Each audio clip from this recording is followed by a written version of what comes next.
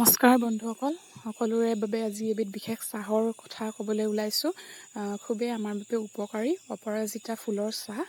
আৰু প্ৰথমে ফুলকেইপাহ আপুনি ধুই ল'ব, ধুই পানীত উতলাই আপোনাৰ চাহ ৰেডি হৈ গ'ল। আৰু আপুনি ঠাণ্ডা বা গৰম যিকোনো প্ৰকাৰে খাব পাৰে। আৰু এই ফুলৰ চাহ আমি কিয়নো খাব লাগে, এতিয়া তাৰ উপকাৰসমূহৰ বিষয়ে ক'বলৈ লৈছোঁ।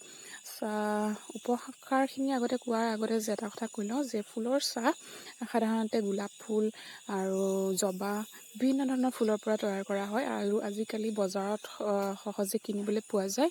আৰু তাৰ ভিতৰত এবিধ হৈছে শুকান অপৰাজিতা, যিবোৰ পেকেটত মাৰ্কেটিং কৰে আৰু কিনিবলৈ পোৱা যায়। আৰু এইবিধ চাহ দেখিছে কিমান ধুনীয়া ৰং, আৰু খুব ৰঙেই ধুনীয়া নহয়, সি সমানে স্বাস্থ্যৰ বাবে উপকাৰী। আৰু ই আমাৰ ওজন কম কৰাত সহায় কৰে, লগতে আমাৰ ষ্ট্ৰেছ লেভেলটো দূৰ কৰাত সহায় কৰে আৰু বিভিন্ন ধৰণে আমাৰ উপকাৰ হয়। গতিকে আপোনালোকে সুস্থ থাকক, চাহ খাওক।